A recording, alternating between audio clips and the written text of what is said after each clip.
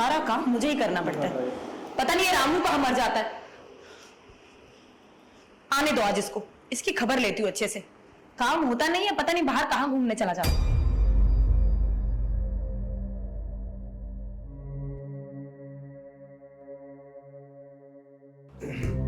हे राम, हे भगवान, इस उम्र में भी ना पैर बहुत दुखते हैं। ये रामू भी कहाँ चला गया है? ये बुढ़ा ना मरने वाला तो है नहीं, और ना ही ऐसे प्रॉपर्टी हमें मिलने वाली है। इनको भी रोज बोल बोल के थक चुकी हूँ। अब लगता है मुझे ही कुछ करना पड़ेगा। क्यों ना मैं इस बुढ़े को अपने हुस्न का जाल दिखाऊं।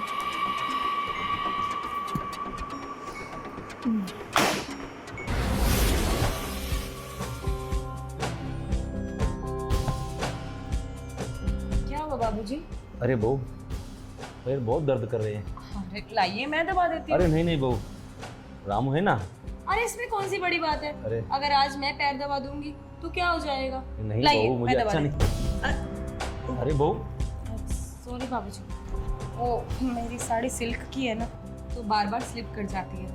लाइए, मैं दबा देती हूँ। अरे अरे मेरी बहू कितनी संस्कारी है। अच्छा बाबूजी, आप एक बात बताइए, आप इस घर में अकेले रहते हैं, आपको नहीं लगता कि आपको किसी साथी की जरूरत है? अरे मैं कहाँ अकेला रहता हूँ? तुम हो, मेरा बेटा है, रामू है, और मुझे क्या चाहिए? आप बिना समझदार बनिए थोड़ा। मैं उस तरह के अकेलेपन की बात कर रही हूँ बाबूजी। मैं कुछ समझा नहीं बहू। धोड़िया के देवर, क्या बात है, आज मालकिन बाबूजी के पैर दबा रही। अरे बाबूजी के पैर तो रोज हम दबाते, आज ये कैसे हो गया? बात क्या कर रही है?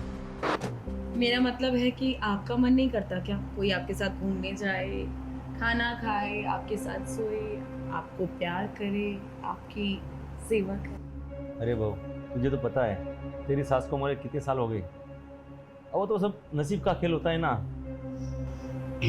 नसीब को बदला जा सकता है बाबूजी, अगर आप चाहें तो। क्योंकि देखिए, हम बदलने वाले खुद ही होते हैं नसीब को। और अगर हम आसपास अपनी नज़र घुमाएं तो अपना अकेलापन भी दूर कर लेंगे आप, और मुझे मेरी सेवा का मेवा भी मिल जाएगा। तुम कहना क्या चाहती हो? बाबूजी, लगता है आप ऐसे नहीं समझेंगे। मैं आपको ये कह रही थी कि आपके सामने मौका भी है और दस्तूर भी। बहू, अगर ये चीज़ सब मेरे बेटे को पता चलेगी ना तो तुझे कहीं का छोड़ेगा नहीं। और आपके बेटे को बताएगा कौन? आप बताओगे? आप तो ऐसे बोल रहे हो जैसे वो आपकी बातों पर यकीन कर लेगा। बाबूजी, वो मेरा पति है, और मुझे ना अच्छे से मालूम है कि मर्द को कैसे तरसाया जाता है और अपने जाल में कैसे फंसाया जाता है। आपको तो मैं अच्छा वाला एक मौका दे रही हूँ, अब आप नहीं मान रहे तो इसमें आपकी गलती है। आप अच्छा वाला मौका अपने हाथ से गंवा रहे हैं। बहू, तुम मेरी बेटी जैसी हो, और मैं कभी सोचा भी नहीं इसे तुम्हारे बारे में। बाबूजी, आपने कहा मैं आपकी बेटी जैसी हूँ, बेटी तो नहीं हूँ ना। और जिसका ससुर इतनी बड़ी प्रॉपर्टी का मालिक हो, सोचना ये सब लाजमी है। अच्छा, तो ये बात है। तभी हम सोच रहे हैं कि मालकिन ना कुछ दिनों से बाबूजी के इर्द गिर्द मंडरा रही है। मतलब उनके दिमाग में कुछ खुरापाती चल रही है। मालकिन, हम सोचे नहीं थे कि सांप के पीठ पीछे आप ये सब करेगी, पर हम भी बहुत होशियार हैं, आपके इस प्लान को ना होने नहीं देंगे। अभी आते हैं।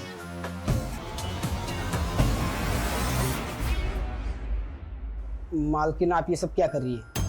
पैर दबा रही। अब हम दबा देंगे ना पैर, आप जाइए काम करिए, हम दबा देते हैं। अब तो मुझे ऑर्डर देगा, और वो भी मेरे ही घर में, कि मुझे क्या करना चाहिए और क्या नहीं है? मालकिन, वैसी बात नहीं है, हम रोज बाबूजी के पैर दबाते हैं, तो आज भी हम ही दबा देते हैं।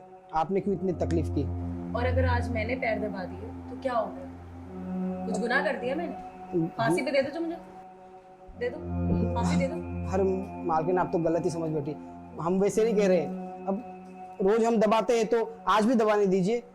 आप क्यों तकलीफ ले रही है इतना? नौकर इस घर के, तो हमारा फर्ज है, वो हमारा काम है। बाकी के काम कर ले, जो बाकी के काम है ना वो कर लो तुम। मैं करती हूँ सारा घर का काम, खाना बनाना से लेके बर्तन झाड़ू पोछा सब। इतने टाइम से बर्तन पड़े हैं किचन में, देखिए तुमने। हाँ ठीक है मालकिन, वो बर्तन वर्तन हम साफ कर देंगे, पर पहले पैर दबाने दीजिए हमें। अब जाइए। मुझे समझ में नहीं आ रहा क्या सीधी तरह बोल रही हूँ ना, मैं पैर दबा दूंगी, तू काम कर ले जाके। और अरे बहू, इतना क्यों डांट रही है उसे? वो अपना घर का सदस्य है।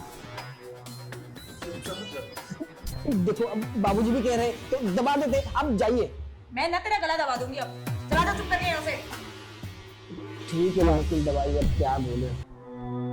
आप ना बाबूजी बीच में मत बोला करो, ये ना दिन पे दिन सिर पे चढ़ता जा रहा है। ऐसे नौकरों को ना मुझे अच्छी तरह आता है कैसे उतारा जाता है सिर से। अब चलिए आप ये सब छोड़िए, आप ये बताइए आपने क्या सोचा? बहू, मुझे काम है, मैं आता हूँ। अरे बाबूजी काम तो बाद में भी हो जाएगा। अरे नहीं, मैं आता हूँ बेटा।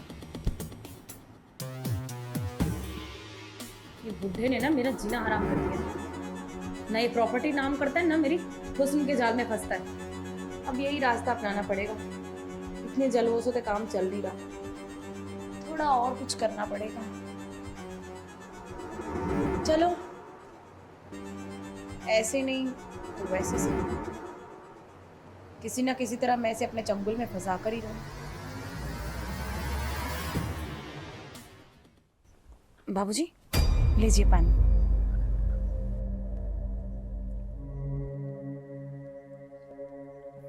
बहुत ख्याल रखती है मेरा। बाबूजी आप ख्याल रखने कहाँ देते हैं, मैं तो आपका बहुत अच्छे से ख्याल रखना चाहती हूँ। मतलब मैं कुछ समझा नहीं बेटा। मतलब ये कि मुझे नहीं लगता कि इस पानी से आपकी प्यास बुझी होगी। मैं आपकी प्यास बुझा सकती हूँ, पर आप चाहते ही नहीं। ये क्या बात कर रहे हो बेटा? अगर ये बात मेरे बेटे को पता चलेगी ना तो तुझे घर से बाहर निकल देगा बेटा वो। और उन्हें बताएगा कौन? आप। पर आपकी बातों पे कौन विश्वास करेगा?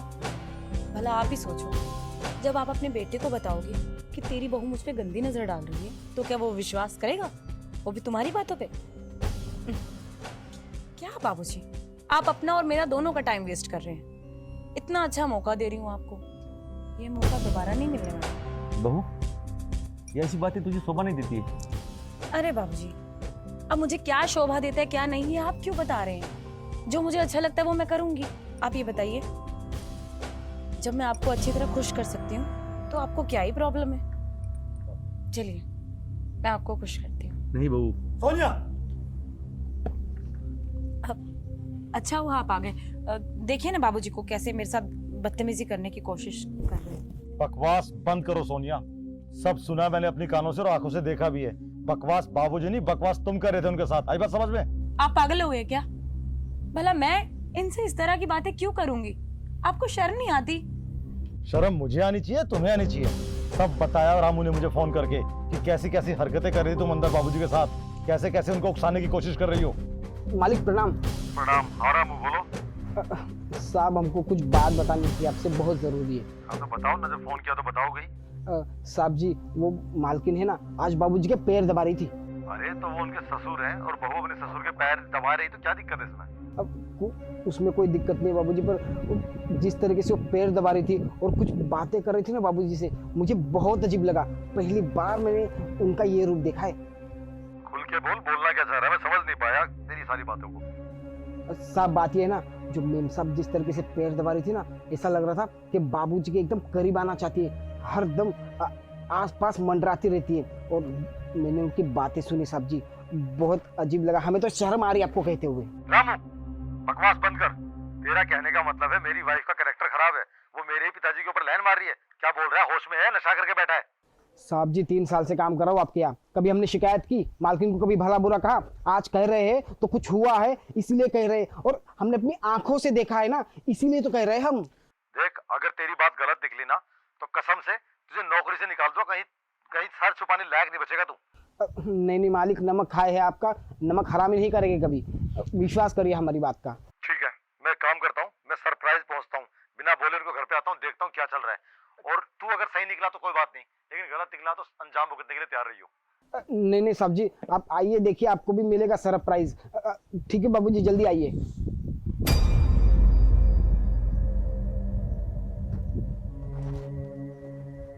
वो 2 कौड़ी का नौकर, उसकी क्या औकात है इस घर में? हाँ, जो आप उससे सिर पे चढ़ा रखे हो? उस 2 कौड़ी के नौकर के ऊपर मैं तुमसे ज्यादा यकीन करता हूँ। तुमसे पहले से उस घर में काम करता था वो, और वो मेरे साथ गद्दारी नहीं कर सकता। अरे शर्म करो यार। मैंने सोचा था शादी के बाद मैं एक संस्कारी पत्नी लेके आऊंगा जो मेरे पिताजी की सेवा करेंगी, इस घर का ख्याल रखेगी। लेकिन तुम प्रॉपर्टी के लिए इतनी गिर गई कि प्रॉपर्टी अपने नाम कराने के लिए ये सब करने को तैयार हो गई। मुझे अब समझ में आ रहा है कि तुम डेली क्यों बोलते थे कि प्रॉपर्टी कब मिलेगी कब मिलेगी। मेरे शब्द याद थे ना कि जब तक मेरे पिताजी जिंदा है प्रॉपर्टी के बारे में सोच भी नहीं सकता, और तुमने ये शॉर्टकट अपना लिया। शर्म करो यार। भला मैं क्यों प्रॉपर्टी के लालच में ये सब करूंगी? और वैसे भी ये प्रॉपर्टी तो कहीं ना कहीं मेरी ही है। अगर आपकी है तो मैं क्यों करूंगी ऐसा प्रॉपर्टी के लालच में? कभी कभी मुझे लगता है खाली प्रॉपर्टी की वजह से तुमने शादी की हमसे। तुम जैसी लड़की के साथ शादी करके मेरी जिंदगी बर्बाद हो गई। अगर समाज में बात बाहर चली गई कि मेरी वाइफ प्रॉपर्टी के लिए ये सब करने वाली है तो सोचो नाक कट जाएगी हमारी। अरे हमारी नाक तो छोड़ो, तुम्हारे माँ बाप को पता लगेगा उनकी बेटी ऐसे निकली तो क्या बीतेगी उनपे। सोचा कुछ बोलोगे? जवाब है या साफ सूख गया तुम्हें? देखिए, मेरे माँ बाप को ऐसा कुछ भी मत बताइएगा, नहीं तो पता उनके समाज में कोई इज्जत नहीं रहेगी। अच्छा, मैं अपनी गलती मानती हूँ, मुझे माफ कर दो। मुझे ये सब नहीं करना चाहिए था। मैं आखिरी बार माफी मांगती हूँ कि मैं ये सब नहीं करूंगी। मुझे आखिरी मौका दे दो। मौका मैं तुम्हें नहीं दे सकता, क्योंकि जो तुमने किया ना उसको गलती का नाम मत दो। वो गुनाह था। माफी गलती की होती है, गुनाहों की नहीं। गुनाहों की बस सजा मिलती है। अब तुम जैसी औरत के साथ मैं एक पल भी इस घर में नहीं रह सकता। चुपचाप मेरी नजरों से दूर चले जाओ, इससे पहले कि मेरा हाथ उठ जाए। समझे? जाओ यहाँ से। देखिए, मुझे माफ कर दीजिए, नहीं करूंगी मैं आज के बाद ऐसा। मुझे घर से मत निकालिए, मेरा कोई भी नहीं है यहाँ पे। तुम्हारा था ना हंसता खेलता परिवार जो तुमने अपने हाथों से उजाड़ दिया। लेकिन अब चाहे तुम पूरी जिंदगी अकेली रहो, चाहे अपने मायके में पड़ी रहो, मेरे घर में तुम्हारे लिए कोई जगह नहीं है। निकलो यहाँ से, निकलो यहाँ से। बाबूजी, अब ठीक है ना? ठीक है बेटा। मैं उसकी तरफ से मैं आपसे माफी मांगता हूँ। मुझे पता होता है ऐसा करेगी तो मैं कभी भी उससे शादी नहीं करता। कोई बात नहीं बेटा, इसमें तेरी कोई गलती नहीं है। गलती तो बहू की थी। चलिए छोड़ो।